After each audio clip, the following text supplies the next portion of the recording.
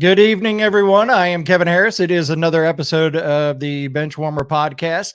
And today, I feel privileged to have the coach or the new coach and general manager of the Mississippi Seawolves with us. We're going to chat with him about his career, what brought him back down south. And we're just going to go ahead and bring him in now. It is coach and general manager of the Mississippi Seawolves, Phil Esposito. Phil, how are you? Good. How are you? Thank you I'm very much good. for having me. No, thank you for taking the time out of your evening and spending it with us for a little bit. So, and while we're on the show, ladies and gentlemen, if you have a comment that you would like to ask the coach or a question you would like to ask the coach, feel free to put it in the comments. We will see it. I'll be able to pop it up. Coach will answer it for you as best as he possibly can. But we're gonna start off with a few questions that I have right now, and my little form went away. So, being a former player and transferring and morphing into a coach, what kind of transition was that for you, or how hard was the transition, or was it hard at all? No, it was pretty hard.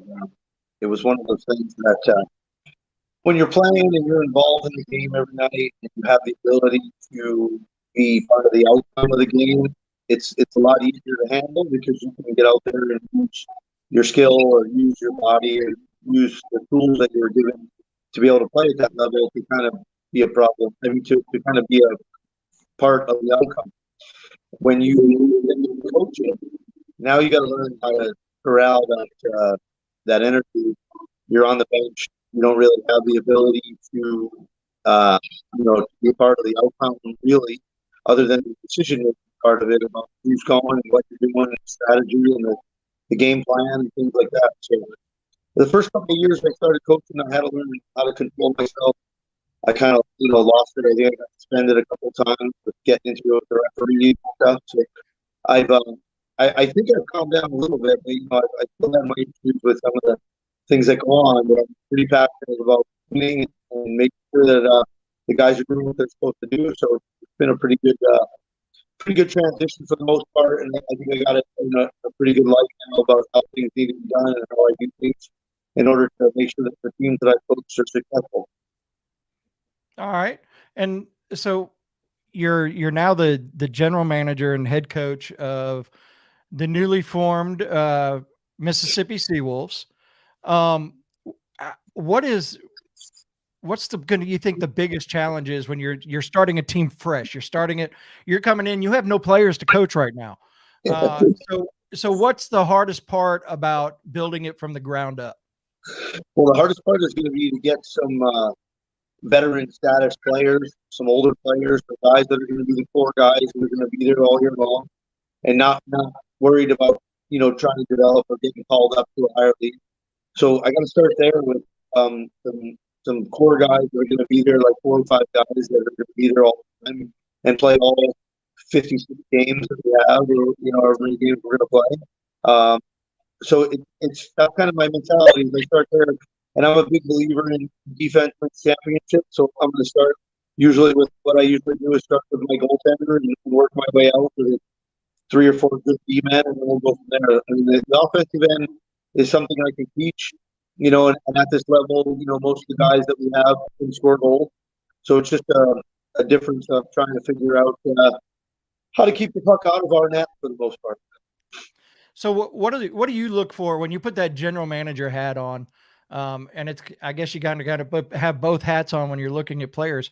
But what are you looking for in a player that makes you want to put them on the ice for you? That Phil Esposito thing. What does a player have to have? Well, for me, you got to be tough. You got to play tough. You got to be one of those guys that's willing to go through a wall every single night and accept the physicality of the game and play it that way. I mean, I'm a big believer in keeping pucks, playing pucks down low, attacking their end, pounding their D-men, pounding their guys that are going back to pucks, and getting opportunities by turnovers. But obviously the speed of the game has changed now, and there's a lot of really good players and some real good offensive threats in this league, and we got to find a couple of them and get them to Mississippi. And then once we do that, we'll kind of put them around with the guys that are going to be playmakers, guys that are going to go grind it out and get pucked out, get pucks to the goal quarters, and then find a way to bury it. So you came from, at one point in your career with the ECHL, you were with the Mobile Mystics. So you got your chance to play down here in the South. And so what do you think attracts players, or what's going to attract players to want to come play on in the Gulf Coast of Mississippi? Well, one of the things, like I said, originally when I came down here, I was in Mobile. I happened to be playing for a coach in Mobile by the name of Ed Johnstone, who played in the National Hockey League for a long time. I had played junior hockey up in Vernon, British Columbia with Ed and won a Centennial Cup championship up there. Then Eddie went to Johnstown, and I played for Eddie at Johnstown, and Eddie came to Mobile, and I was with him. So I was kind of like one of those guys that, I had a bond with Ed, and it kind of took me wherever he was for the most part. So those are kind of the guys that I'm looking for now. Like, I got a couple of former players that have played for me that I've been talking to about coming down there and being those stores for guys. And these are guys that have played for me and been to championships with me and been to finals with me.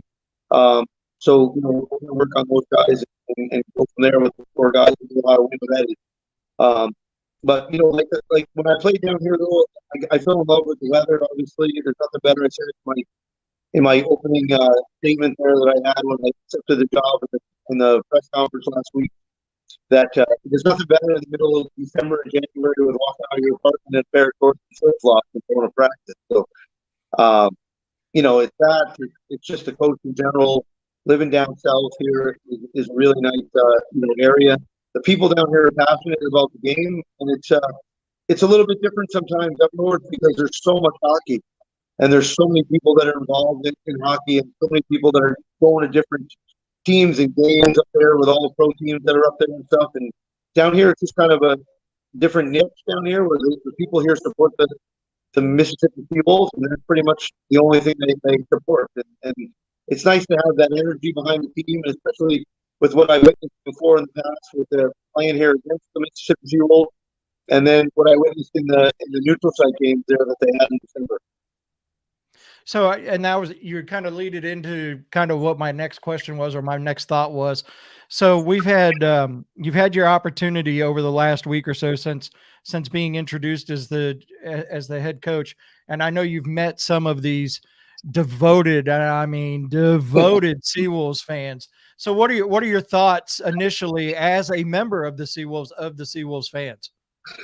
Well, it's great to see the energy. I mean, the people that came out for the night at Val's there and the Indian Val there at our bar down here in Ocean Springs. She had a big sign made up that she put out front and stuff, welcoming me there. And the people that were there and everybody that came to that event they were all real passionate. And I know there's a ton of more probably who didn't show up, who couldn't make it, whatever. But it's nice to see that. They asked all kinds of questions. I mean, everybody's asking me about where I'm going to live and what I need and all this other stuff. So it's kind of like really, really nice to have that aspect down there so quickly after being named the head coach there. So we do have a question from one of the fans that are watching. So one of the questions is, when are we going to start getting players? I've already started. So I had to wait for the regular season, the playoff season to be over, which ended the other night up there in Watertown with Watertown winning the championship. And then now I have the ability to start, doing what I do, talking to some players. I can't officially sign any players until after the league meeting, which is going to be in the middle of May here in Chicago. And then after that, we'll get going on it right away. But trust me, all the fans that are out there that are watching this right now, I'm already all over it. I've been all over it since December 30th, pretty much. Yeah, just same guy commented, we need to get Justin McDonald and Andrew Harrison. And of course, Justin McDonald just won the MVP of the league this year. So what are the chances that an MVP is going to be able to be got by you? I don't know if we're going to be able to get Justin McDonald. Obviously, he's prominent property in Watertown. So unless we decide to make a blockbuster trade of some sort, or something like that, then I'm sure we're probably not going to have access to him. But I really think that coming up here in time, and with what I've done in the past and with what I do, we'll get some players in here that'll rival Justin and one or two that are going to be on that team playing at this, and give us an opportunity to have the success we had. So realistically, and I know what we all, as fans and as players and coaches, I know what the goal is and what the team wants. Realistically, looking at year one, what are you expecting out of this team in year one? I'm expecting to make it to the final. So there you go. I'm not going to screw around with that right away. I mean, my thing is to build a team. We're going to start winning games right away. We're going to play tough. We're not going to lose games in our own building. We're not going to lose games to get pushed around. And we're going to go out there and win hockey games. And I'm going to instill my philosophies and my game plans that I have been playing defensively. And I watched this league. I've been involved in this league before. I watched this league this year. I know how we can win games and stuff. So it's going to be one of those things. I'll still that right away. Get that repertoire down every night for our guys. We're going to play good defensive hockey. We're going to win a lot of hockey games. So, and I hope I get all these stats right, because I made my screen big so I don't see my little notes on the side and everything now. But so you were with Danbury and you took them to the finals 4 times, right? Yeah, we went to the finals 4 times. And you won the championship in 2013? Yeah. All right. I feel much better that I can remember most of that stuff. So that's what I'm talking about is we as I guess the Seawolves as an organization, they weren't fooling around. We've got a coach that's taken teams to the championships. We've got a coach that's won the championship. And now the goal is we want to see the Seawolves in the finals in year one. So I like it. That's my game plan. My game plan is to turn it around. Obviously everybody's a big fan of the NHL and stuff, and I have some acquaintances, with guys and stuff there, and it's just one of those deals where I think that getting the right group of guys here, the right guys that are willing to buy into what I'm selling and what we're doing, and getting to play the way I need them to play, and we'll have a lot of success. Even as an expansion team, Vegas, the Golden Knights did it a couple of years ago, where the expansion team, they went to the finals, lost in the finals, but it's going to be one of those fun things, and I'm relentless about what I do. So, you might not see me very much down on the coast once the season starts, because I'll probably be in my office working most of the time. But it's going to be one of those things that I'm just going to keep going until we get it right. That's what I'm talking about. Devotion. I love it. So now that we've gotten past some of that stuff, we are into the full blown, let's get ready for the 2022-2023 season. Season tickets are on sale now. So I can pop this up real quick. You can get your tickets at MississippiSeawolves.com/tickets, or you can even stop by their office, I am sure. And then here are some of the, those are the jersey prices. I forgot to put the graphic up for the season tickets. Do you want to chat about that a little bit? Yeah, Coach? I mean, we got, to be honest with you, that's another thing I got to plug real quick before I get off this, and I've done it a couple of times since I got here, because I've been so impressed with the group of guys and the staff that Allie and Joe Pace and Barry have assembled there. I mean, the guys there are second to none. They're real good at what they do.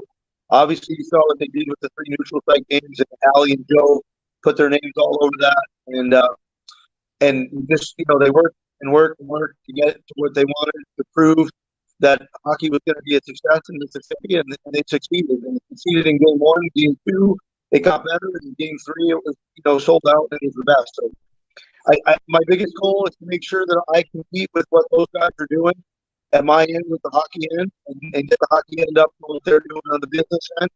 And obviously, Joey's going to be a big part of our team, player-wise. So he's going to be one of those veteran guys that we're going to start off with right away. So it's going to be like, just going from there, but just keeping up that status. I mean, we got the other guys in the office there, Jock, Garrett, and Corey, and Bobby that are there. I mean, they're working their tails off every day to sell jerseys and sell advertising and make sure, and season tickets, and make sure that we're going to be, in that range of having, 9,000 people there for the home opening weekend. I mean, it would be nice to have that every night during the 26 home games that we have, but we probably know that that's not realistic, but to keep that average up and be the number one in attendance, led team in the league this year is going to be another one of our goals besides winning and getting down to the championship and the finals and things like that. So keeping that attendance all the way up too is going to be another big part of what we're doing here. The team that we have over there in the office is really good. It's one of the best that I've seen and one of the best I've been a part of. So everybody supports each other there. We're all doing the same thing. We're all pulling the rope at the same time. So it's a nice atmosphere. I wish I could be there right now. I'm up here in Connecticut again, back from where I'm from, and the weather's not very nice. It's cold again today, so it would have been nice to be back down south full time right now. But I got a bunch of things I need to wrap up here first before I head back down there. Well, I can tell you this: I had the pleasures of. So I worked for the Seawolves when they were here the first time. I've worked for the Mississippi Surge, and I was able to do the intermissions for the games in December. And working with that crew that they've got there with Joe and Allie and Jared and Josh and Corey, and you're absolutely correct. It's top notch. They know what they're doing. They know what they want. They go after what they want, and they do what it takes to get what they want. And that was a great crew to work with for those games. So you definitely have got a team behind you that I know is going to support you 100%, which is I'm sure an awesome feeling. Yeah, and I think that's one of the things that kind of intermingled with us too, and that's kind of the reason why I think I had such good support from Joe and Allie, because we had worked against each other for a long time when they were in Huron and I was in Danbury. They know my mentality. My mentality is the same thing as theirs pretty much. Is we do whatever we need to do in order to win and figure out ways to win and figure out ways to fill the building and stuff. So I mean, I think that process is kind of, we're both on the same mindset, so too. But everything's been great here. Everything's running the way it's supposed to, and we're going to do everything professionally as we should, because that's the fans of Mississippi and Biloxi deserve. And we're going to stay on top of it and give them a good show and give them what they want. Hopefully, like I said, this time next year maybe we'll be having a podcast with the championship trophy sitting next to me. So, but we'll go from there. And one of the other big things that I need to do too is I need to shout out to Alex Davis, our social media guy. I mean, he's been unbelievable with the social media stuff. I think he's probably the best in the business in this league. So he's been unbelievable with all the social media stuff, the way he gets it out, the way he portrays it, the way he puts it out on there. And it's a really good, social media push with what he does here online and in the internet stuff. So that's another big part of our team there. And he's, like I said, he's the best. Absolutely. And I've lost my screen, so I don't quite see you, but I can definitely hear you. So I hope you can still hear me. But I wanted to get into a little bit. I wanted to get into a little bit of the uniforms, but I have literally lost. I'm not sure what happened on my computer, but I have lost everything as far as video goes. Well, I can talk about the jerseys for you real quick. We got the jerseys that we unveiled are on the website. You can buy an authentic jersey in the home and the way, and then the third jersey, which is really nice. You can buy replica jerseys that we have, which are a little less expensive, online, or you can go right into our office, or and fill out paperwork right there with somebody that's in our office. Whenever you get an opportunity to do that over in the Iberville at our actual physical office.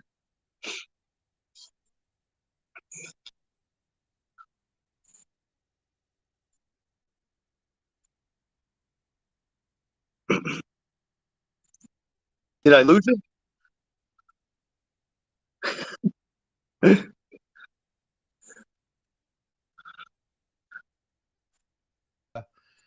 Did I lose it? Nope, we're here. Oh, I was by myself there for a second. I thought you wanted me to do like puppet, wall puppets or some jokes. Dude, I was pushing all sorts of buttons trying to find out where that screen went, and I had a few good jokes I was getting ready to tell, but I don't think I can put those on a podcast though. There you go, and we're talking uniforms. So here's some of them. So actually all three that we'll see. So this is the blue one. Now, is this one going to be the home jersey? Yes, that's going to be the home jersey. And then you got the white one, which is going to be your away jersey. Yeah. And then you got what I consider the old school Seawolves color pattern Yeah, that's as exactly. the alternate jersey. Yeah, So that's going to be the exact jersey that that we're going to wear as our third alternate jersey, which is a throwback to the '95 team. and that's going to be you can purchase those currently right now on pre-order. You can stop by the office or you can order them by phone. Let me take that little scrolling banner down so people can see the phone number there real quick. So 228-999-8333. There you go. The authentics are 250, the replica 150, and youth 125. So you can definitely get a head start and get those jerseys and have them ready for game one, as a matter of fact. So another way to get them is to find Jared Campbell on Facebook. Like, he's all over Facebook anyway, so you can find him real easy there. Yeah, no, Jared, I've never dealt with somebody that is so passionate about what they do when it comes to the team and to everything that has to do with Mississippi Seawolves. Jared, well, the whole team anyways, but Jared is the one that I know the best. And Jared he coordinated this, and I didn't even think about it. Sometimes I wasn't thinking about, because I got other podcasts that we do, and he sent me, he's like, hey, we're introducing the coach. Do you want him on the show? And I was like, well, yeah, of course I do. So Jared, you can catch him. Just look him up, Jared Campbell, on Facebook, and he will answer you in a heartbeat. Oh, and Josh said that price on those jerseys includes customization. So those prices that I popped up were the customization prices that you can put whatever you want on the back of the jersey. And yes, Jared is awesome is another comment. And yeah, Jared is awesome. So he's not going to be able to fit through the office door tomorrow morning. That's it. So, Coach, this is about to wrap it up. Is there anything that you'd like to say to everybody before you get out of here for the evening? No, I think I've been talking for the whole week since all this stuff's been going on. So I think one of the biggest things is a lot of people, when I'm going to be back down there probably in a couple of weeks for 4 or 5 days again. And then, I'd like to get out and meet some more people. And, anybody who sees me out, anything wants to come up and talk, I'm always available. And like I said to Jared and those guys there in the office, I'll be around to do whatever I need to do in order to make sure that this thing works. We got to keep working at it to keep it going. And, obviously Barry Toscan, our owner, is put a lot of time and money and effort into this to make this thing work. And we don't want to be here for a year or two and then be taken off again. So our goal is to be here for a really long time. And we just got to keep working at it. Awesome. Well, Coach, when you get back down, I'd love to find out when you're going to be in the office and drive on over and meet you in person. And maybe we can do one of these shows in person before the season starts. But you're more than welcome to come back anytime if there's new stuff that you want to talk about and introductions of players and stuff like that. Just let me know, and we'll get you on a show, and we'll do some more. Yeah, maybe when we sign a couple of players, and I got 2 or 3 players, we can all come on and kind of do a little bit of a conglomeration of a couple of guys and myself, and we'll do it with you. But obviously I'll get Jared all over it because he's all over it, making sure that he schedules all that stuff whenever we need it. He is definitely all over it. Well, Coach, thank you very much. Look forward to meeting you, and can't wait for the 2022-2023 season to start. No problem. Thank you for having me. I appreciate it. Thank you, sir.